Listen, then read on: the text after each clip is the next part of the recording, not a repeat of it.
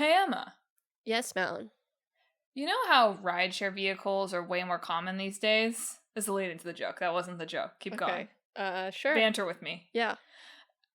So what do you say when you're walking the streets in New York and surprisingly you see a yellow cab? I don't know. What do you say? Crazy Taxi!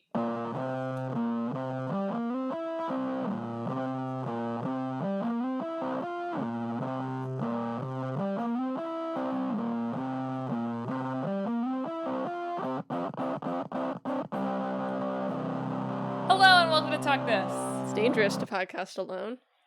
I'm your, gosh, I was never that good at Crazy Taxi host, Madelyn. I'm your I will never go alpine climbing host, Emma. Yeah, Alex Honnold who? Thanks for tuning in to this week's show. This week we're talking about Crazy Taxi, and we're talking about Cairn. Cairn. Just kidding. Cairn. Cairn. So it's double C week. Yeah. Did you also think that Crazy Taxi was much older than it is? Kind of. Whenever I think of a game as an arcade game, I'm like, it came out in 1973. No. They were arcades for a while, So I know that, but Crazy Taxi feels like such a fundamental, like a base of a game. That's you fair. know, it feels like it should be earlier than 1999. I'm older than Crazy Taxi. That doesn't seem correct. I see. Yeah. I see your point. Anyway, Crazy Taxi is a racing video game. Did you guess it?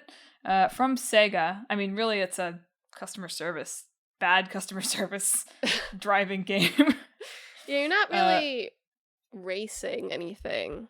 It's car fast. Only video yourself. Game. Yeah. It's a car driving for money and thrills video game from Sega. First released for arcade cabinets. Originally a sit-down machine for arcades, which I didn't really think about the difference between those two things. They eventually made a standing version. And then ported to the Dreamcast in 2000. And then the first multi-platform game for Sega when they gave up on the Dreamcast.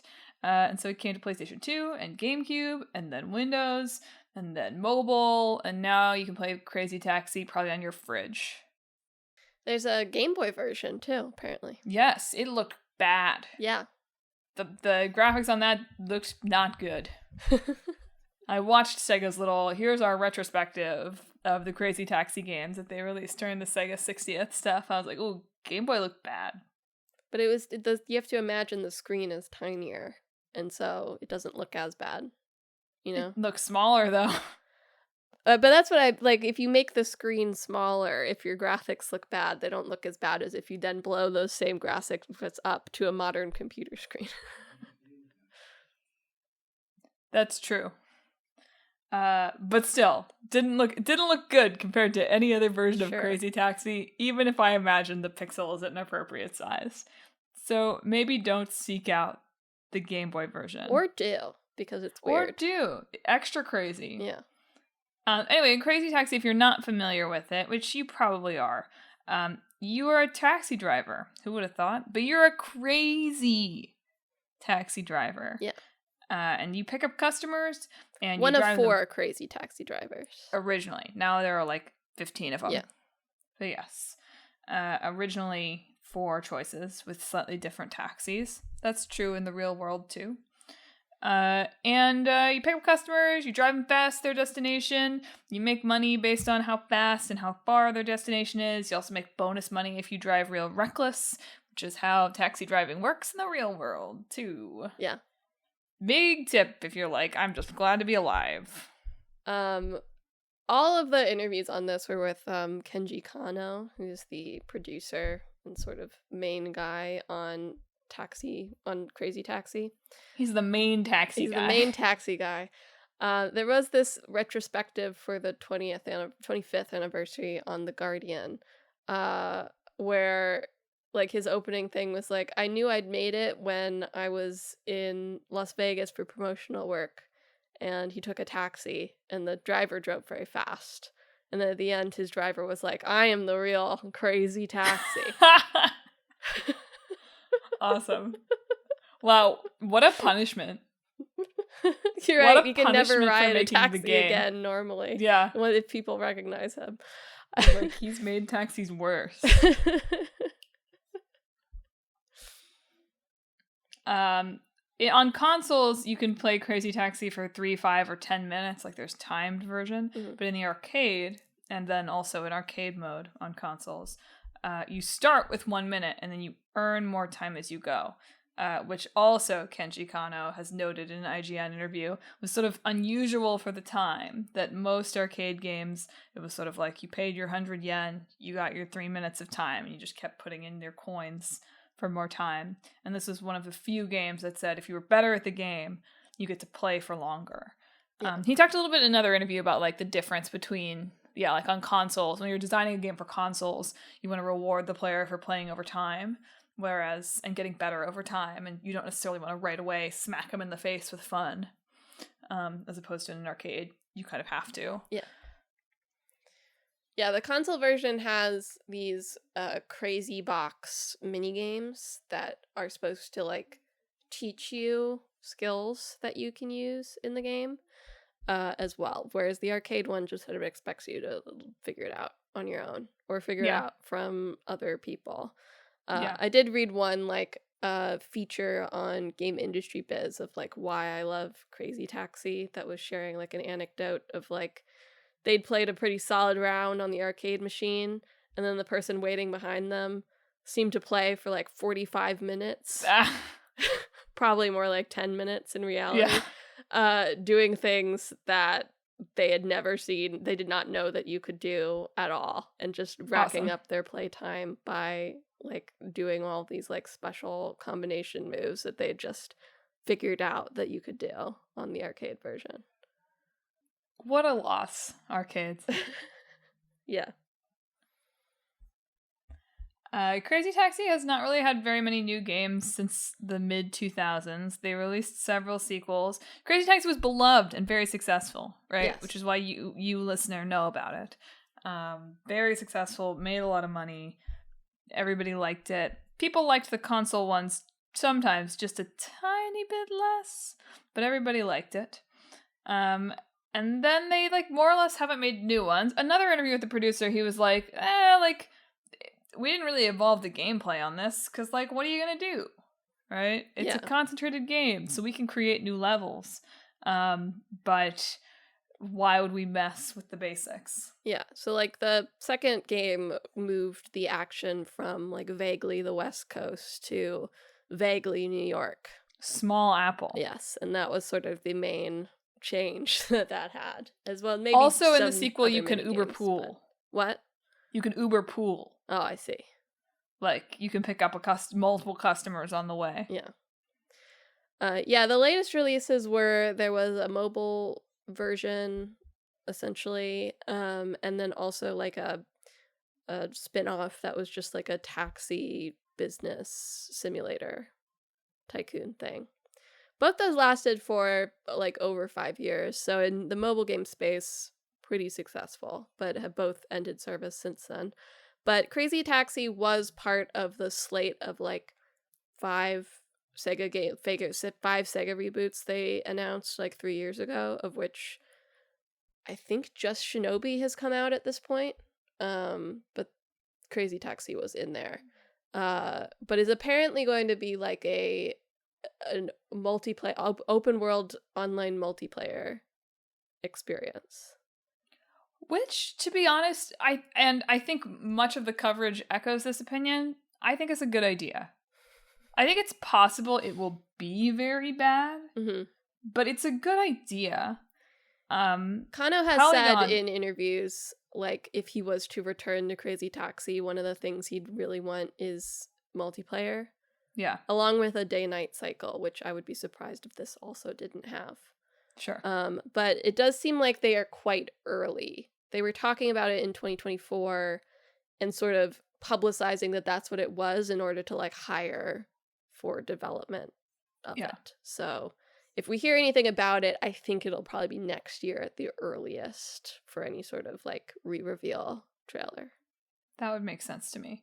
Yeah, Polygon was like, oh, having a like arcadey rival to Forza Horizon, or they also talked about it as a Fortnite on wheels. Although, how are things going at Fortnite?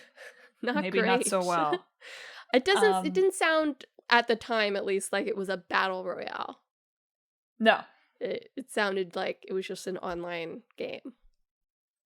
But I think it's a smart way to think about the concepts. Yeah, both because the kind of joy of Crazy Taxi anyway is sort of probably handing your controller between people and seeing how you do, or watching other people at the arcade. But, there have been various ports of the, like, mostly original 2 games more recently than they came out, and many of those reviews, which are like, 2010s era reviews, are kind of like, oh man, like, I loved Crazy Taxi, and it was fun to return to this. And, oh, maybe it's, like, fun to play it on my phone for a few minutes or whatever. But a lot of the dreaded, like, didn't age well in those. So I think they're smart to be thinking about how do we use this beloved property in a way that isn't just, like, he's totally right. What can you add on top of Crazy Taxi as it exists as, like, a single-player, make money driving people game that isn't already there? Maybe some power-ups? Nothing revolutionary. And so I think if they tried to release just like Crazy Taxi 4, it would maybe not do what they would want it to do. So I think they're smart to be thinking about it this way, whether it's actually good. Who could say? The other option is to stick a brand on top of it, which I do think we've talked about The Simpsons Road Rage on the show already before, which is not a Sega property. Certainly is not. But certainly is just Crazy Taxi with The Simpsons. Well, to the point of a lawsuit. Yes. Which so I think when they you first settled, right? I thought you were going to be like, what is it, like Crazy Lift? No, like at a like Fortnite. Yeah. K-pop Demon Hunters, Crazy Taxi. Well, we'll come back around to the soundtrack in a little bit. Yeah. But yes, Crazy Taxi also very interesting for having a patent on the big green arrow. So if you've played Crazy Taxi, you're familiar that the way you know where the customers are going, it's not like, there's not like the traditional mini map, really. There's not the like glowing line guiding you as there often is in games these days. It's just a big green arrow that says, go sort it to the left. Well, it's literally just pointing to you like, this is where your destination is. Exactly. But whether or not there's roads on the direct path towards that arrow is up in the air. And so that is patented. Sega applied for it and got a patent for that, which, I don't think we've talked about game patents necessarily as a side quest topic. I'm percolating on that. Because it was interesting. There's a Reddit post that was like, oh yeah, like basically everything in Katamari is copyrighted too. I was like, dang, you mean that's what's keeping me from like a million Katamari knockoffs, 2 of which should be good? Brutal. But yes, sort of wild to think about being able to patent. There's an arrow that tells you which direction you're going. Because what a simple thing. But it did allow them to sue Fox Interactive and EA over Simpsons Road Rage, which is more or less just reskinned Crazy Taxi, but it's like a finger, I think, instead of an arrow, which they settled out of court. Which is never like necessarily an indication of like how that would have gone. Yeah. Big companies settle everything out of court. It just means they didn't want to deal with it, really. Yeah. Anyway, as a relief for all of you out there, the patent expired like 6 or 7 years ago. So big arrows are allowed in games again. Thank God. We can finally get rid of yellow paint and return to the true times of big green arrow. Big green arrow returns. It's a big day for Green Arrow fans. Apparently. That'd be cool. Do like I guess that's Green Arrow's DC, right? Yeah. So do a DC Crazy Taxi. They've got cars and they've got iconic cars. So. They do have iconic cars. The Flash doesn't have a car. Yeah, you can unlock just playing as the Flash and he carries you. It's not the worst idea. Just saying. Ooh, I've thought of a... Okay. Hold this mashup in my head. Okay. I'll try to remind you. Okay, I have an idea. I don't actually think it's good, but like a conceptual mashup. Anyway, yes, wild that they can sue over something that sounds like like literally anyone could think of. The idea that like something points you in the direction that you're going, and they can have a patent for that for like 20 years. Yeah. Anyway, Crazy Taxi, that's not even the end of the kind of like legally Crazy Taxi stuff, because also Crazy Taxi, very well known for its ballin' soundtrack.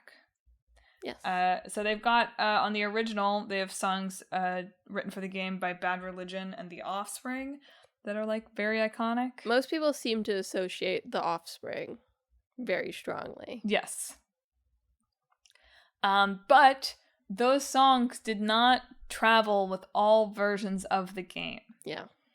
I think they are on the mobile version, so I've been told. But like PS3 era games, they aren't there. They've been replaced with... They get replaced with like other bands, and they get replaced with like generic stuff. The challenges of music licensing. Yep. It's impossible. And I suspect only now that musicians make no money for their work anywhere is why we saw Tony Hawk for a little bit. Yeah. But did lead to a fun GDQ where they have like a live band doing covers of it while That is he fun. drives.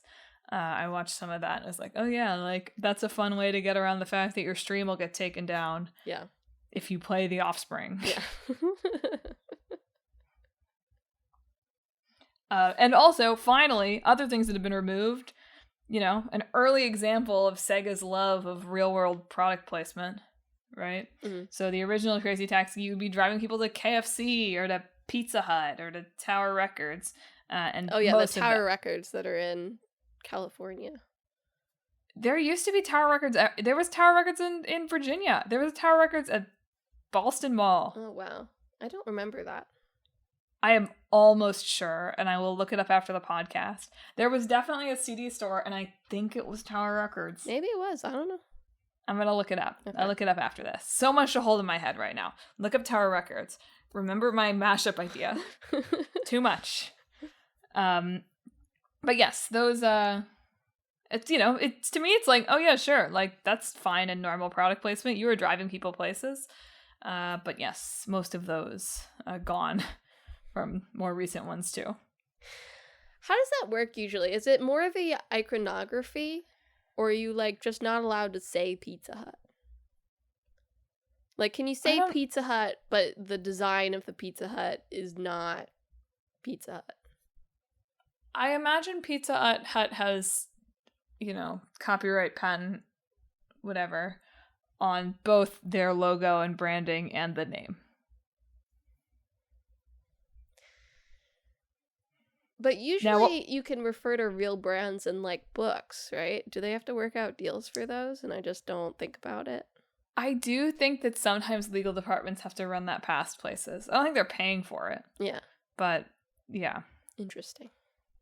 Now, what would happen if you said Pizza Hut? I don't know. That's fine. I've seen enough McDonald's and Starbucks bastardizations in anime to know that that's probably fine. So...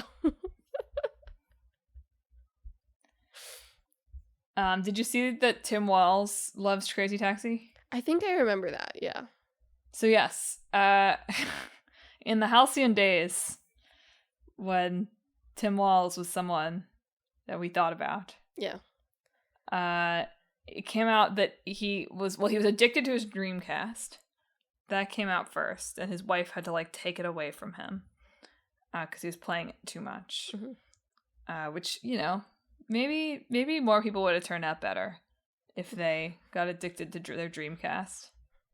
Or worse.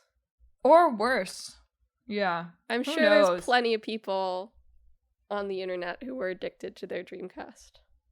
Anyway, and so evidently the details of this story seem so weird to me, but apparently he gave his Dreamcast to someone. Like, he gave it away. Sure. And somehow that person ended up like knowing he had Tim Walz's Dreamcast and posting about it online and basically saying there was evidence that he played a lot of Crazy Taxi. Well, he must have just bought it direct from someone, right? Or sold it direct to someone, so of course they would know. Yeah. So anyway, people modded him into the game.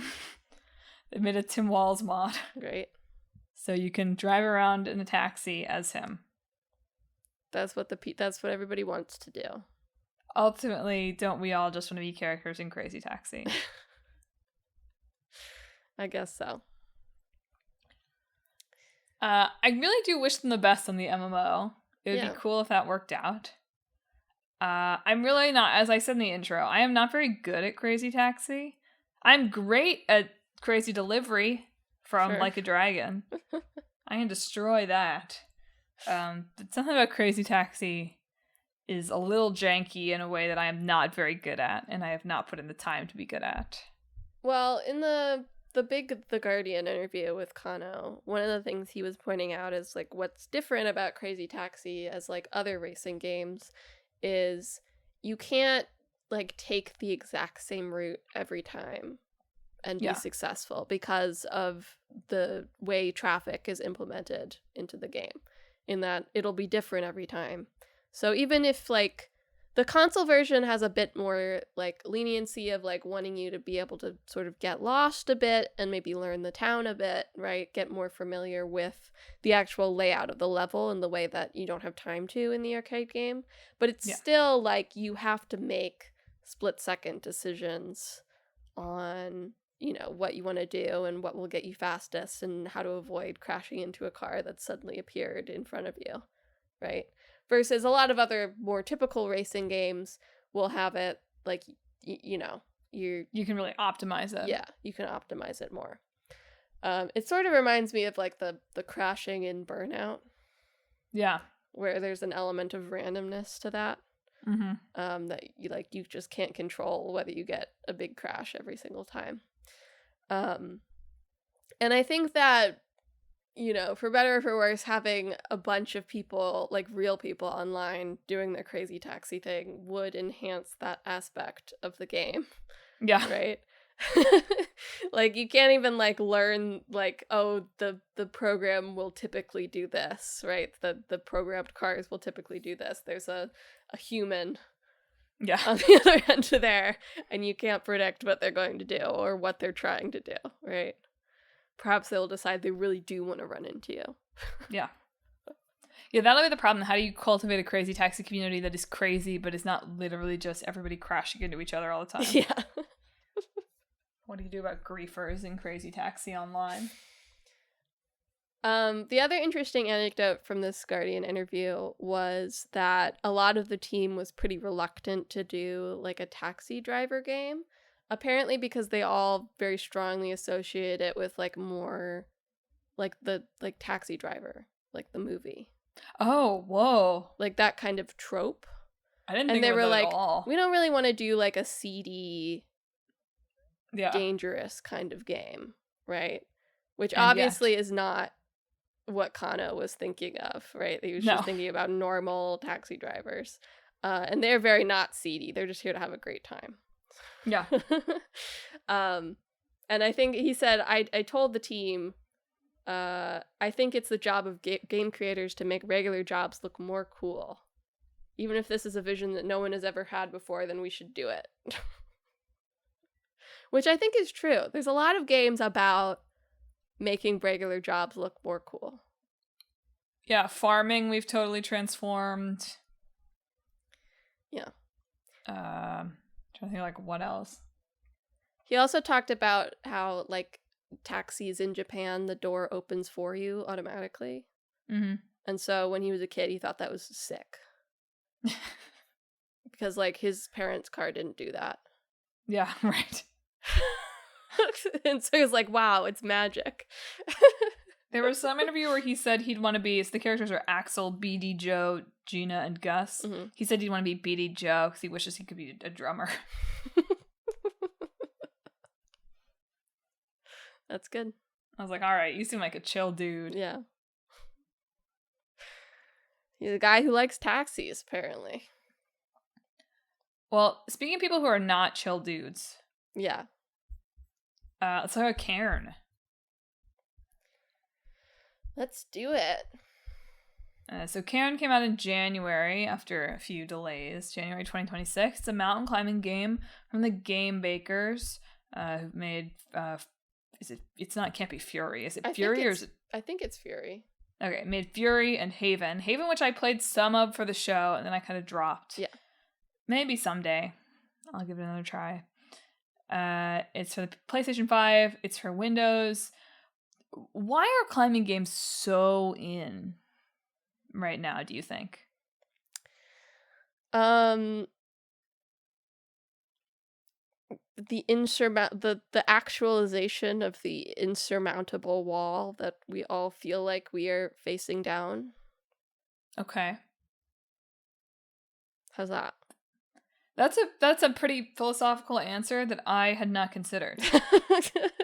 I thought, oh, maybe we're just reaching the point where everybody's games about being outside from during the pandemic are That's coming to the fair market. too, yeah. Right? They're like, oh, I wish I could climb a mountain, but I have a mask. Death Stranding influence.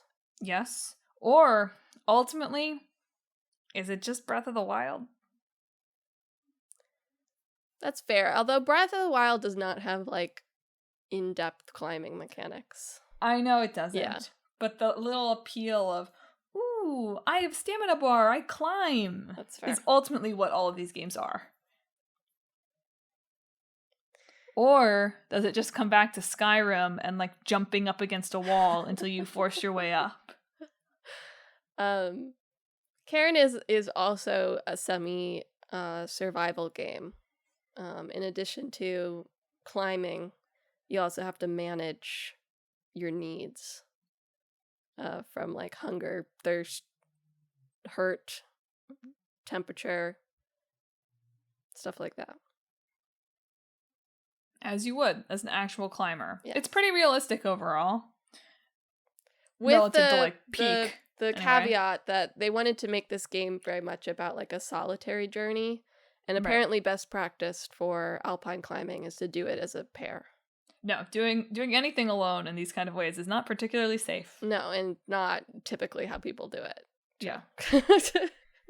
Anyway, in this game you play as a famous professional mountaineer who's decided to climb Mount Kami, which no one has ever climbed before. She's gonna get to the top. And she doesn't seem like she's doing so good. Yeah. Or rather, she seems like perhaps she's let ambition and focus and achievement eat her up from the inside to a certain extent. Yeah. A lot of this reminded me, which maybe we'll talk about this on the show someday too, but it reminded me a bit of like Skate Story. Of this, like, and climbing and skateboarding sort of share this thing of like it's hard and kind of painful and really you don't get anything out of it. Yeah. Like you get the feeling of success when you accomplish something, but like other than that, yeah, there's no like physical thing to hold on to because you climbed a mountain or you landed a really cool ollie. And also like you can hurt yourself really bad, and also it's like a solitary activity. Yeah. It's interesting. It was interesting to read about this and like see the overlap of themes of like dedicating yourself to something so fully that's so unforgiving to you and everyone around you. Well, it's like ultra marathoning too, Yeah. right?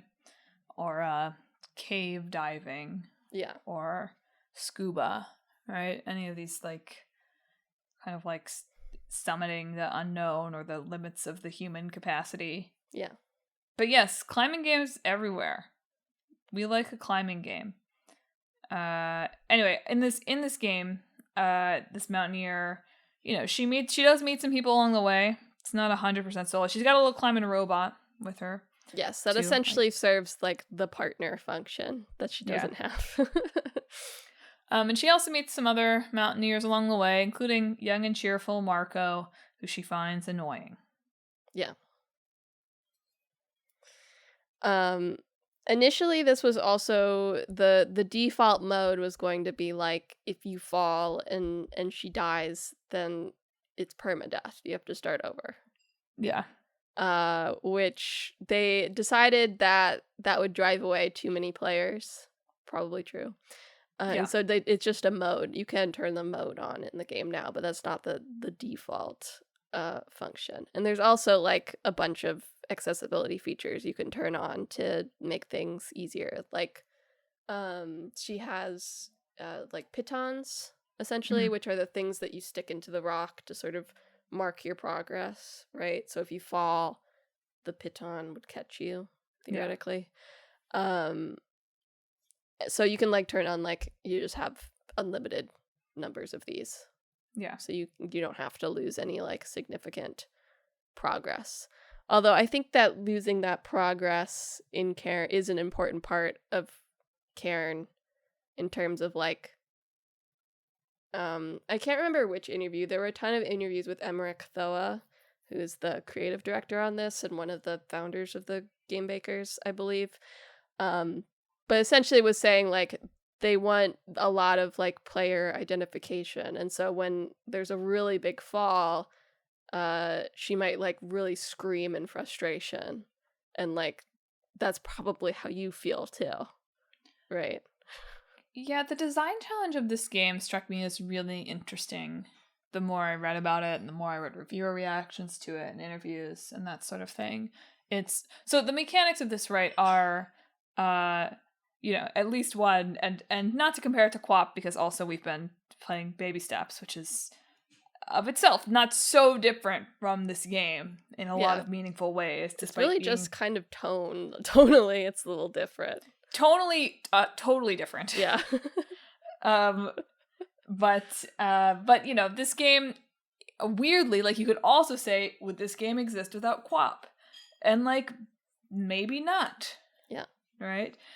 In that the like fundamental mechanic of this game is that you move all 4 limbs. Now the game chooses for you which limb you're going to move next based on the position you've put your mountaineer in. You can turn on a mode if you want to choose what limb. Apparently from demo feedback, this was something they added. That Gotcha. if you want to, you can be the one to choose which limb moves. But the intended way is that the game will choose for you which limb is best to move at that time. Which is itself interesting. I don't know, you said something about player identification, and I think there's like something funny and interesting going on with the way this game wants you to identify and maybe also doesn't want you to identify. Yeah. Like wants you to be feeling the feelings but maybe not feeling like you are the character. Anyway, I'll come back to that. But yes, mechanically, you're moving all 4 limbs up the rock. There's no yellow paint. There's not even necessarily like, oh, there's a little flashing mark of where your hand can go, right? You have to learn over the course of the game how to identify, like, by moving the camera, even, as you would if you were actually climbing, like, what's a ledge that I can actually hold on to? What's one that's going to be too thin? And throughout all of this, there's, like, very little UI. So it's the haptic feedback or the sounds the character is making that are going to tell you, uh-oh, she's exhausted, or uh-oh, she's going to lose her grip, or uh-oh, her weight is way overbalanced to the right, and she can't hold herself up. And that is a cool and interesting way to make a climbing game that is quote-unquote more realistic, right? It definitely seems like, at least in a lot of... I couldn't find any reviews for this one. Maybe it was Jusant, or it was Peak. I don't remember which of the climbing games that we've talked about recently. I think it was Peak, actually, that I found one that was like, oh, a climber actually played this. Haven't found that for this one yet, because I think it would be interesting, given that, at least for the like video game review people, they were like, oh, I really felt like this game gave me the impression of what it would be like to actually be doing this without the risk to my life. But anyway, they have talked about this game as the Dark Souls of climbing games, which also, interestingly, Bennett Foddy, in that lovely little series about, like they got 3 climbing game developers to play Peak together. Yeah. Bennett Foddy was also like, oh, there's a version of Baby Steps where it's like the Dark Souls of climbing games. I was like, I don't want that. I don't want that. Baby steps are hard enough anyway. But that makes a lot of sense to me in the you have to learn and you're going to fail, right? And you maybe need to expect to fail a lot and to learn a lot and develop that skill over time. That makes a lot of sense. But they also have said in multiple interviews that it's not a, quote, rage game. Yeah. Which is something that is like very difficult for me as someone who doesn't... I can do the... I've never played any of the Dark Souls games. I've gotten better at doing the like, oh, I have to try things multiple times, but sometimes less in the context of things like platforming or moving around. So for me, this would probably be a rage game. But it's interesting to be like, okay, how do you design for that? How do you design for something that is going to be frustrating? And where indeed that frustration is like a big part of what you want the player to experience, part of the storytelling of the game, but not tip over into rage. That seems really hard. Yeah. I mean, I think a lot of it comes down to like, is the feedback good enough, right? Yeah. Or do you know why you fell, right? You frequently don't lose like all of your progress because you have these pittance and you can use them as you want. Yeah. And eventually you will reach solid land and you can make more permanent like save points when you set up your tent as well. So, there's all these checkpoints you can get to. If you know why you fell and you didn't lose like all of your progress, I think that helps mitigate rage, I guess. I feel like when games make you rage, it's because something feels wrong. Yeah. From the player perspective. Like you think, like that should have worked, or I swear I pressed that button, or like that attack sucks, or right? Like versus like, I understand what happened, right? Yeah. There's a difference there. It was interesting to me to read, like, Polygon did a lot of comparing it to these other climbing games, right? So, like, obviously this is nothing like Peak. Friend Slop, nowhere to be found here. There was one interview with the guy, with Emmerich. I can't... Which one was it? Where he did compare, like, Cairn and Baby Steps and Peak together as like games that give you like certain movement abilities and then just ask you to make your way up however you can. Yeah. Right? Like theoretically all of those games have the same thing of like you're trying to go up. Theoretically, there's a bunch of different ways that you can go up that make you work. They're like, here's the topography, here's your movement abilities. Go up. Which is another cool and realistic thing about Cairn, by the way, is that it doesn't... I mean, I'm sure there are plenty of, like, areas where it's like, oh, you can't go that way, and it's been designed that way on purpose. But, like, theoretically, you can climb however you want. There's not, like, a path. And you'll encounter different things if you climb different ways. This was the Tech Radar interview, specifically. But yes, it was interesting to read it compared to... I mean, Baby Steps is easy to think about the difference between, because Baby Steps is like... Yeah, to quote Polygon, isn't it hilarious that we're all wobbling about in these ungainly meat bags, right? Mm-hmm. It's taking the, it's like walking is weird and that's kind of funny. Unless it's the Cactus Bridge when it's not funny anymore. But I found the comparison to Jusant more interesting because on the surface, these two games seem like more similar. I mean, obviously seem much more similar than this one and Baby Steps. They're both French. Mm-hmm. They're both literally about climbing mountains. Mm-hmm. They're both slightly sci-fi. Yes. But the Polygon review, I thought this was like an interesting way of comparing. It said, regarding Jusant, in premise, structure, and moment-to-moment gameplay, Jusant is a lot like Cairn, but Don't Nod's game is rhythmic, meditative, and mentally cleansing, and its climbing walls are like platforming puzzles to be solved.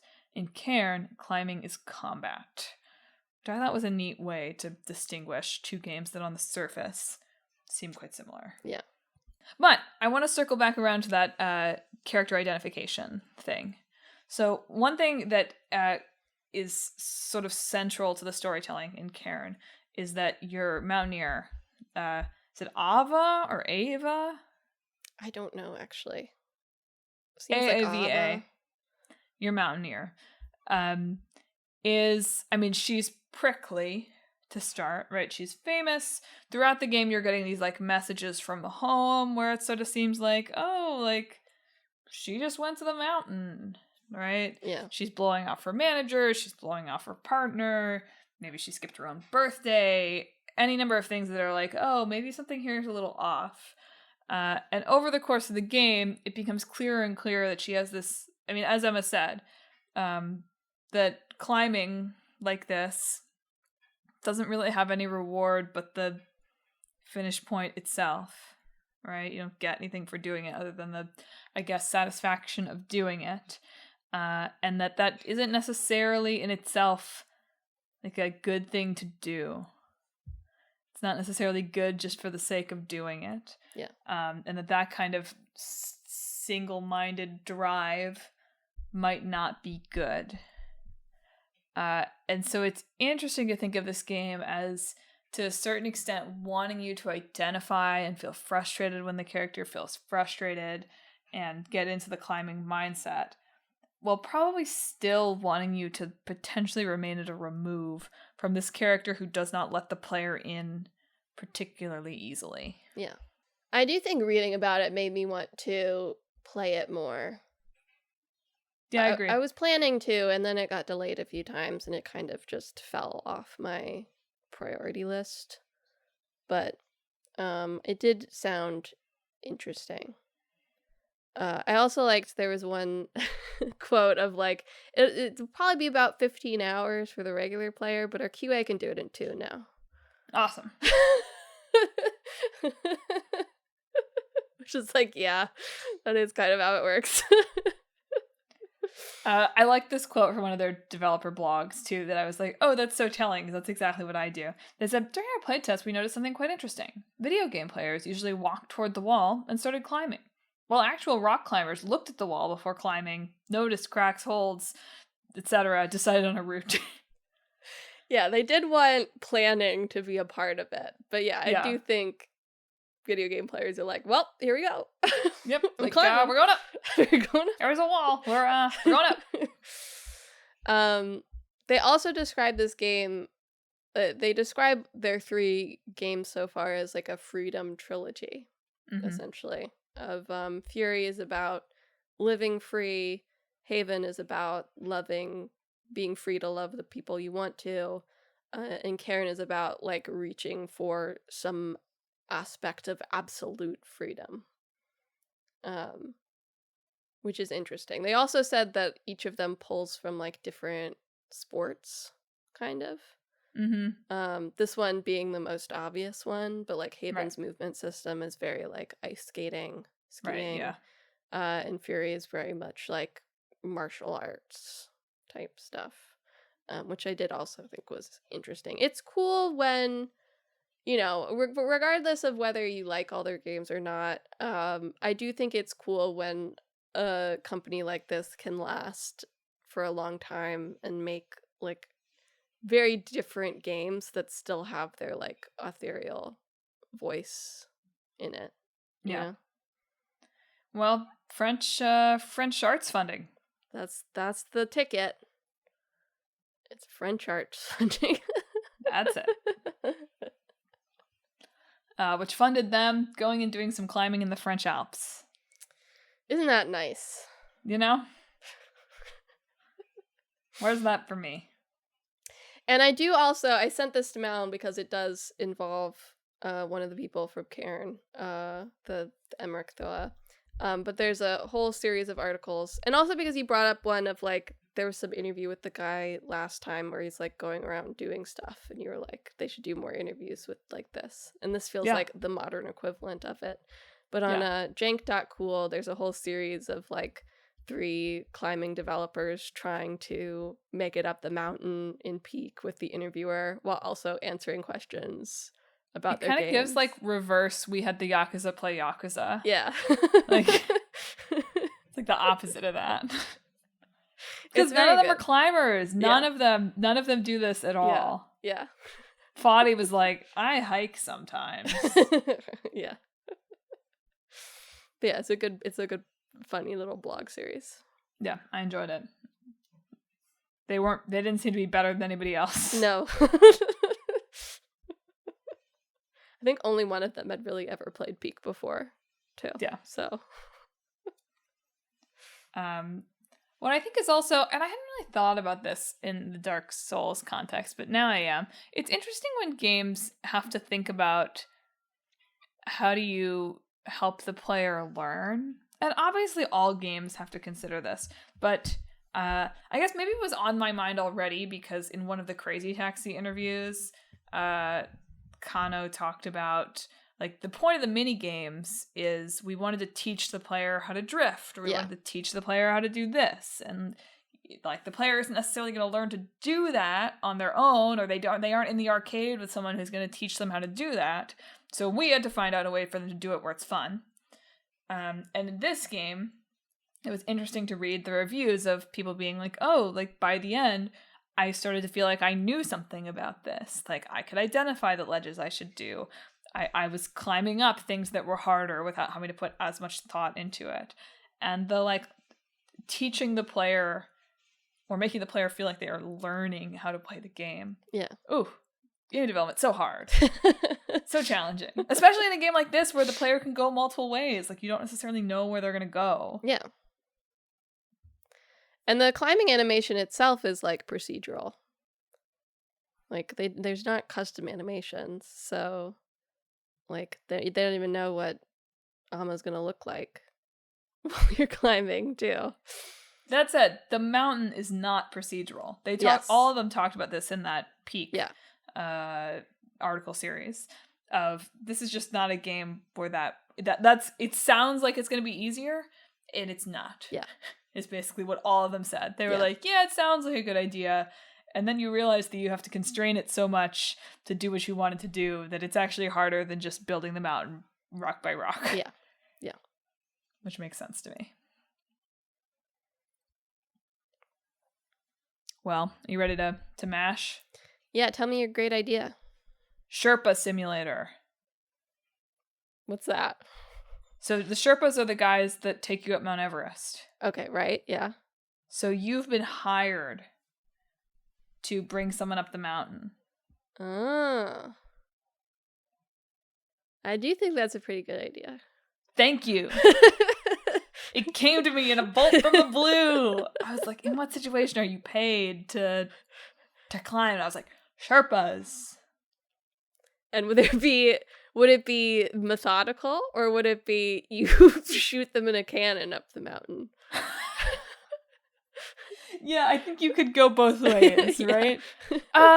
Okay, actually, I kind of take that back. I think if you... Okay, I double take that back. One of these games is much more challenging to make than the other. Sure. Okay, Sherpa Simulator leaning the Crazy Taxi direction, I think is the easier game to make. Yeah. Everybody already likes Peak, right? Like, it's basically sort of taking that and turning it into a maybe single player experience, potentially, where you are doing funny things to get your funny people up the mountain. And I don't think that's bad. Yeah. I think that that's probably fun. Especially since everybody loves climbing now. Yeah. I think it would be more challenging to create a more like meditative game around this. I think you could do it. I think there'd be some interesting storytelling you could do around it. But you would have to be very careful to not have just created Escort Quest, the game. Yeah. So I don't know exactly how you would avoid that.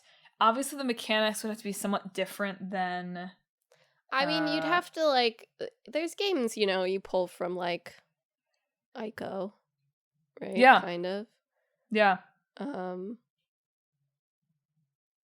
You just have to make sure that the NPC logic and artificial intelligence was working well. Yeah. Which is definitely a high task. Easier said than done. But there's people, we get Bruce Straley on it or whatever, right? Yeah. There you go. The Naughty Dog guy who carefully talks about AI to make sure nobody thinks he's talking about generative AI. Yeah.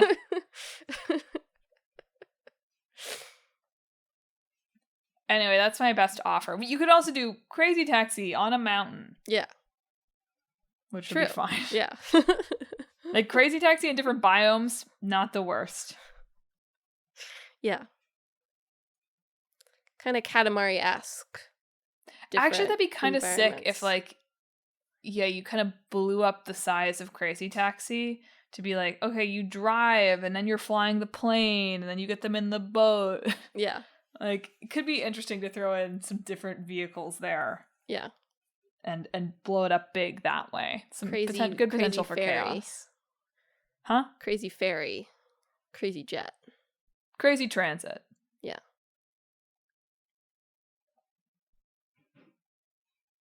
And, like, eventually you unlock a level where you have to get them to space. Yeah. Obviously. Yeah. No, I think that's a few different feasible game ideas in there. It's the first time in a while where we haven't had two games that are functionally the same game. Fair enough. So it feels good to have something where it's two games that are really actually quite different. Yeah. There's actually something to mash up. Yeah. Well, on that powerfully optimistic note, thank you for tuning in to another episode of Talk This. It's dangerous to podcast alone. Are you ready to make some crazy money? Are you ready to climb a crazy mountain? How do you think the crazy taxi drivers feel about ambition and their relationship to their goals? Have they been consumed by taxi driving, or do they have a healthy balance in their lives? Could you make a climbing arcade game? If you have thoughts about this or anything else we talked about this week, hit us up on social media. We're on Facebook, Instagram, YouTube, and Blue Sky at Talk This Podcast. You can also visit our website, www.talkthispodcast.com, where you can read all about the show, check out the games in the hat Emma's about to pull from, and read our blog. But most importantly, if you enjoy the show, you should subscribe. We're on Apple Podcasts, YouTube Podcasts, TuneIn, Spotify, Pandora Podcasts Online on the app, Overcast, Pocket Casts, anywhere you can find podcasts. Go ahead and subscribe to Talk This so you never miss an episode. It's 6 weeks in gaming next week. Who knew that? Who would have expected that? But what are we talking about in 2 weeks? In 2 weeks for our old game, we're talking about Pony Island. Oh, sure. And for our new game, we're talking about Unbeatable. All right. Look forward to it. Well, that's this week's show. Thanks for listening. Emma, what do you got to send them off? This week, I hope that your taxis are fast but safe.